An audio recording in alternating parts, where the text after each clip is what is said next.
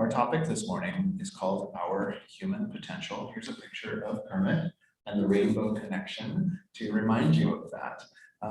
When's the last time you heard of our human potential? When's the last time you heard this? Oh, wait, I'm not supposed to ask you to shout through your masks. But anyway, if it was me, for a while there, I was big into human potential.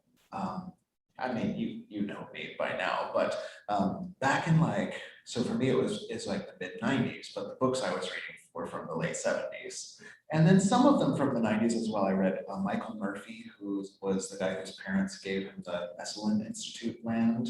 He wrote a book called The Future of the Body, and they talked about how, you remember once upon a time, like they didn't know it was humanly possible to run a mile in faster than 4 minutes.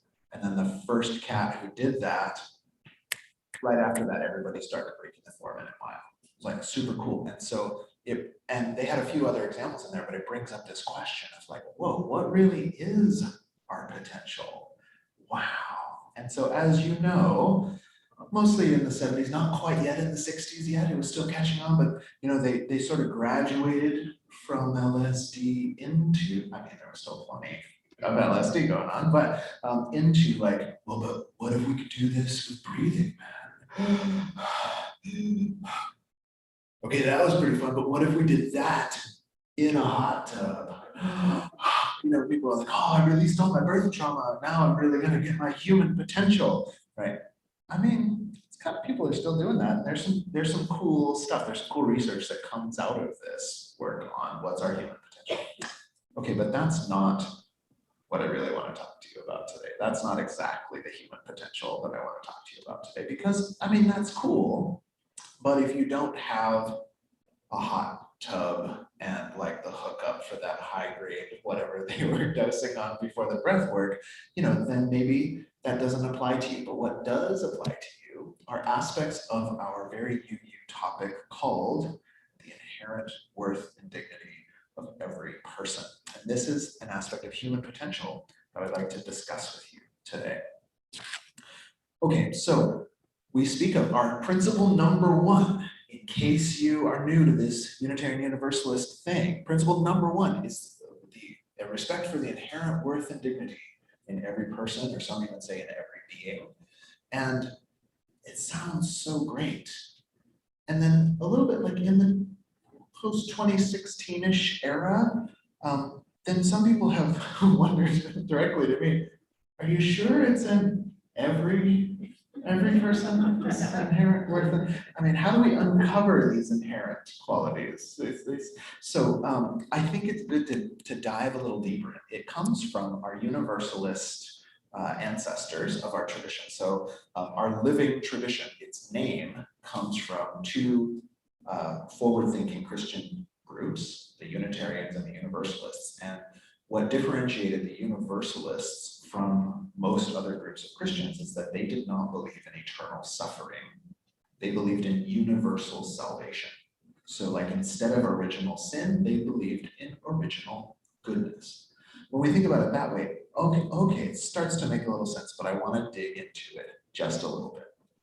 Okay, this has a special place in my heart because I came across this same topic in my kind of mid-term Buddhist studies, like halfway between when I started and wherever the heck I am now. There's this concept that sometimes gets translated as basic goodness. If you've read, have you heard of this author, Pema Chodron? She's a famous Buddhist. She's got Sounds True audiobooks, like epic, right? So that's a translation that shows you basic goodness. And for a minute, I was like, yeah, basic goodness, everybody, this is great. And then I got a little life experience and I had to ask, I had to kind of like fire back and I go, well, but children, what about the sociopaths? Like, and it's not so much, for me, it's not so much do they have basic goodness or don't they, but how do we have basic goodness? Because there is a model, perhaps from those rainbow colored human potentials movements that says like, hey, everyone's kind if you just give them a chance. And I don't know if you grew up with the same kind of scoundrels that I grew up with, but some of us have learned that a certain amount of wariness is probably a good thing. Not around all people, but around some people. That a thought of basic goodness that we can just let down our guard. We can be so open-minded that our brains just fall out the other ear. That's not necessarily a practical idea. And so I came to this notion that perhaps basic goodness is a beautiful poem. It's a wonderful religious sentiment, but I wondered, is this evidence-based? Is basic goodness an evidence-based sentiment? And hopefully I got the you secular humanist song when I said evidence-based. Riveted. Okay. So I don't think that's necessarily an evidence-based idea. And I think it's the same question as when we inquire about inherent worth and dignity. Okay, because the two topics are so related, this kind of like UU topics, modern neuroscience, modern ethics, and my ordained tradition of Buddhism, this sermon will be in the vein of what I'm coming to call Buddhitarian Buddhiversalism. So just a little warning. All right, in Buddhism, we call so one of the problems with basic goodness is it's a translation of what we usually translate more scholarly as Buddha nature. They usually, in the texts, what they translate is Buddha nature. And they say this has two types. This is going to be important if we're going to drill down into this philosophically. They say there's a Buddha nature that's already fully formed, totally doesn't need any work. And then there's a Buddha nature which requires development, Okay, let's start with the already exists one. I think that's where our rainbow-hearted, hot tub, rebirthing soul wants to see the basic goodness in everyone. There really is an already developed Buddha living in everyone's heart. If we could just see it into existence, it just mists me right up. So, but I think it's quite simple. The already existing Buddha nature or inherent worth and dignity is why those of us who care even a bit don't engage in cruel and unusual punishment. We don't support things like solitary confinement in our prison system. We don't shout at our kids with malicious intent and not say sorry. Because there's this thought that there's something in sentient life, and particularly humans, that deserves a basic level of respect. That, regardless of how mean and nasty they look, that we don't cross a certain line, which we would call dehumanization. So one thing we could say, and where I come down now, the inherent worth and dignity, the Buddha nature that already exists, is the opposite of dehumanizing someone. What do you think? Does that make sense? That's pretty clear. And I think a lot of us, that's an easy one. So even post-internet age, in the post-truth age of the 2020s, where people you thought were your friends have spewed vitriol on you across the Twitter feed and etc., even those folks, you wouldn't treat in dehumanizing ways. Right? You wouldn't seek to injure them. You wouldn't seek to retaliate. You wouldn't seek to harm them back because there's some basic respect for their humanity. It's the part of inherent worth and dignity that we apply to others. We feel that there's something sacred in sentient life, and we long to respect that. I believe that when we do respect that, we're truly acting in accord with this sacredness in us. This is the part that truly makes us human. I think this is the feeling that you want to instill in your kids if you have them, or grandkids, or some of you have a very, very, very good dog. And what you want to convey is that I see your goodness. I see that in modern research. This is called secure attachment. When you convey that, when they feel felt, when they feel what Carl Rogers called an unconditional positive regard, that develops this quality of secure attachment, this anchor within, that all the other changes of life can happen, and they know there's something good in them. This is what Billy Joel wanted you to know, and also Mr. Rogers. Don't go changing. I don't know if I got the key right. I love you just the way you are. I didn't cue up Billy Joel, although Dave did, which was pretty awesome. But I did cue up Mr. Rogers for you. So, give me a second. Let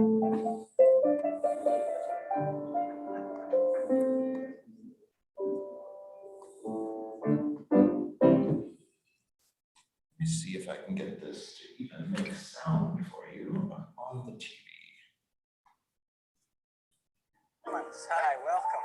Thank you. How you doing? Fine, how are you today? Fine. My feet were tired, so I thought I'd just soak them for a while in this water. Does it make him feel better? It does. Would you like to try? Sure. On the shoulder. Oops, just trying to make a full screen here.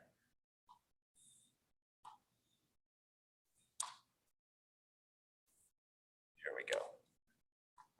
He would say, I love you just the way you are. One day I said, Fred, were you talking to me?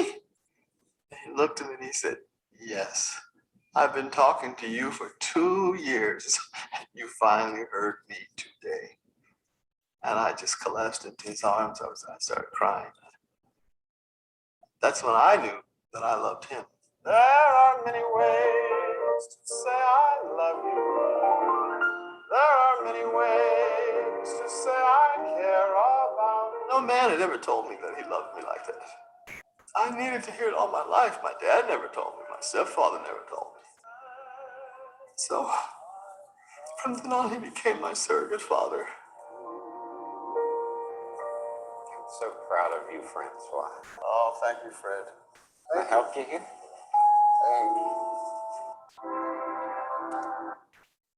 So just a quick transmission. There's tissues in the back, should you need one. But just a quick transmission of what Rogers and Rogers want you to know, Fred and Carl want you to know that I love you just the way you are, just the way you are. So this is if we were to be Buddhist scholars, this would be a great example of the Buddha nature, the inherent worth and dignity that needs no development. It's there, it's fully formed, right? And sometimes what those human potentialists did have online is when you can sparkle eye, Jedi that at someone, they get it. Some of us that weren't even able to see our own inherent worth and dignity, we can grant this to each other. We can re-invoke that in one another. I believe if we could express this love and care and learn to do it while making important boundaries, like when parenting or mentoring someone, we would be truly expressing the potential of what it means to be human. Okay, this then leads us to the Buddha nature, or the inherent worth and dignity, which must be developed. The metaphor for this is that an acorn, a sprout, a sapling, an oak. Oh, we have a friend named Acorn.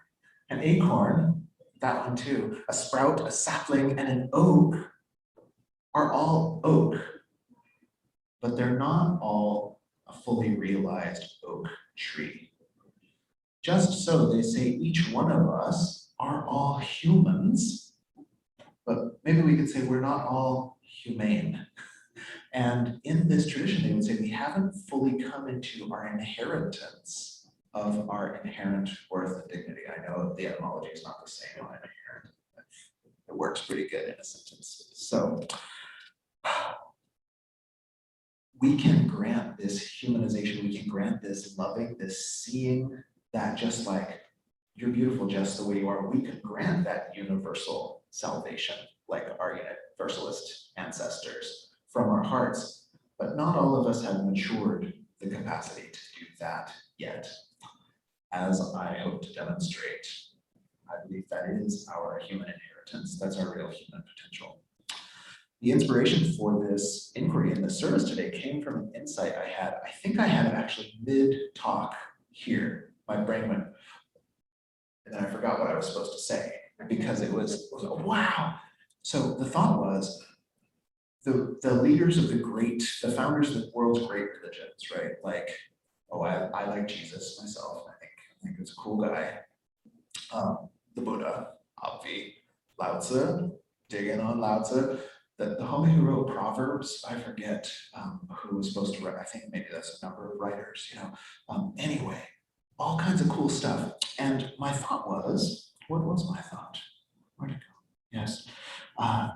What if, you know, if you kind of didn't look at the specific cultural idiosyncrasies, you didn't look at the crystallized rituals that came down for thousands of years, but you looked at the kernel of what they were teaching.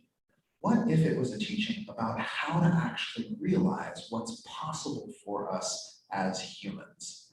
And not only about creating guilt and shame cults, but actually about helping us to reach our human potential. So this was the thought that I'm doing a big piece of research in my off time.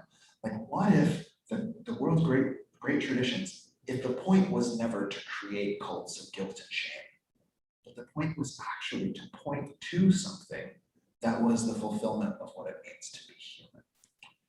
So I believe that understanding this aspect of our human potential can actually help us give rise to the secular ethics we need in the modern age.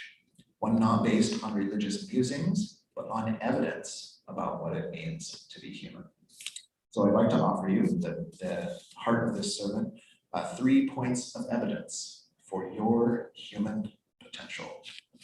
The first one, in case you're taking notes, point 1, eudaimonic happiness. Oh, I should have put that in print for you. Eudaimonic happiness, that's right, from the Greek, of course. Like euphemism is a nice way to say it. So that you means like nice, good, how pleasant, euphoria, that's nice. What was any Linux band?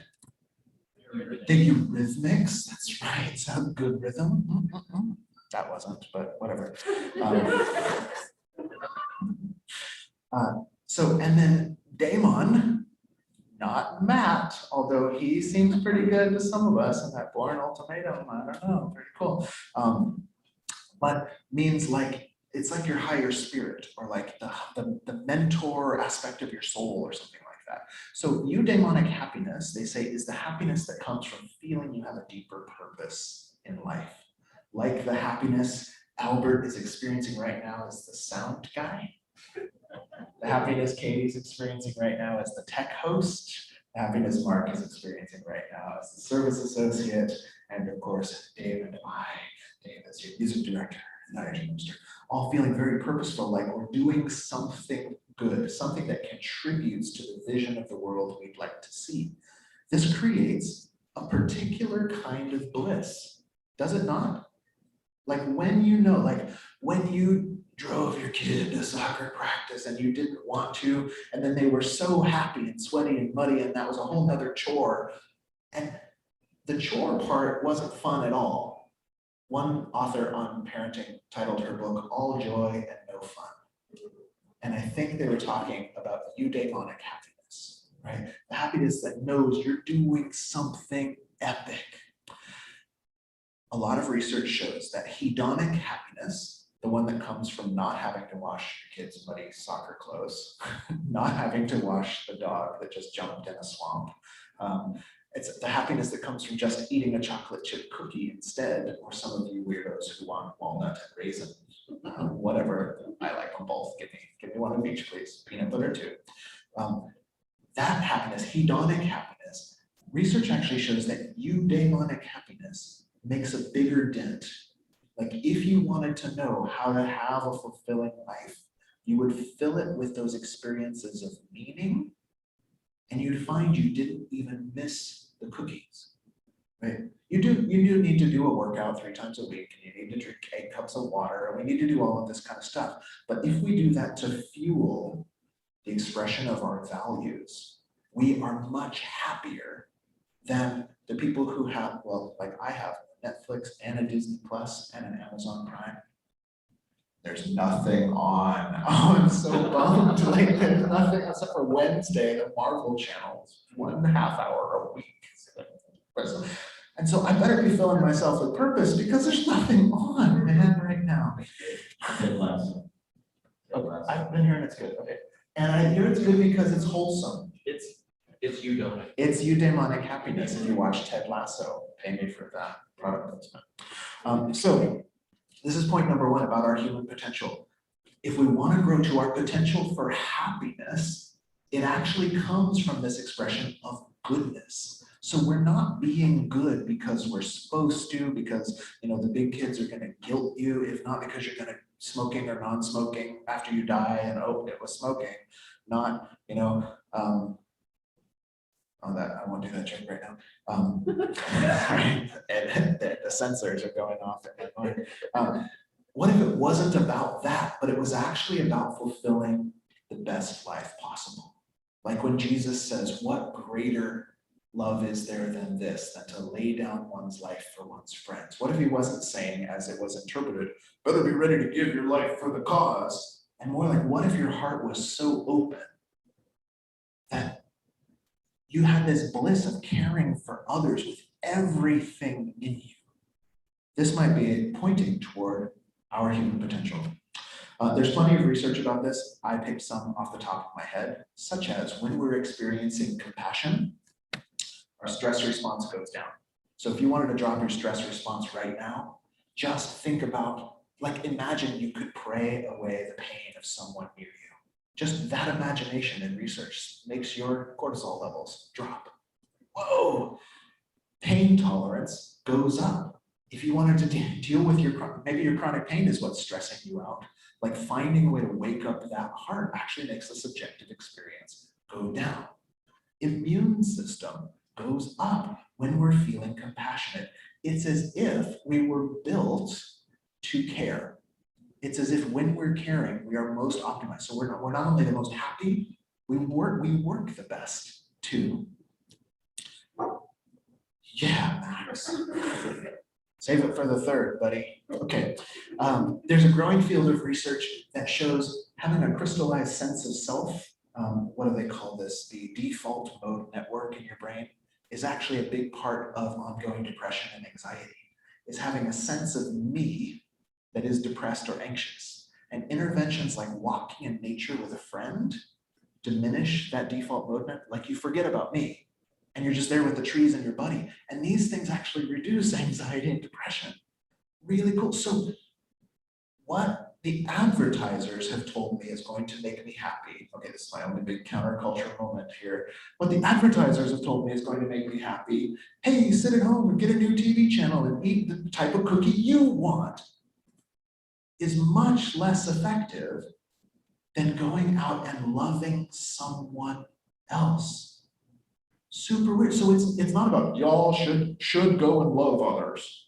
Go as I have loved you, love one another. No, I mean do that, but not because it should, because it's gonna make you stoked and like highly immune and low stress. It's gonna be cool. Is it any wonder then that eudaimonic happiness, the type that comes from finding meaning and purpose in our life, is the most sustainable and fulfilling, outstripping its hedonic partner by far? Point number one. Point number two, interconnection. Eudaimonic happiness not only feels better, it actually works better. I don't know if you noticed, but we are in a radically interconnected world. I don't know if you noticed, but like stuff that happens in China affects the United States. It's really, I mean, you could think America first, but then it's going to be Mexico and Canada next, and France third. And exponential results coming back to you. We're a radically interconnected world. If we want to thrive in a radically interconnected world, then we actually have to, so I did the Jesus quotes, here's the Buddha quotes, we actually have to, whatever we want to see for ourselves, that's what we have to be putting forth. Because the world has grown so much smaller that you can't put something forth and not have it come into your own backyard. We Homo sapiens who appear to be wired for love, empathy, and connection, who thrive when experiencing these, are perfectly poised to learn in a way to live in a way that respects the interconnected web of life we are a part of. By practicing what makes us feel the best and bolsters our health, Hedonic happiness, walking in the woods with a friend, we can also be saving our environment. So we're not only wired for connection, empathy, and mutual care, it's actually what is more functional. So you could argue like, well, that's not your human nature. We have both, man. We're mean and we're compassionate. Well, one, your body works better when you're compassionate. And two, if you're mean and self-centric, we'll keep going exactly the way we are going, which is a rapid downward spiral. So it's not that I'm telling you this is your true self, this is the true human nature, this is our human potential.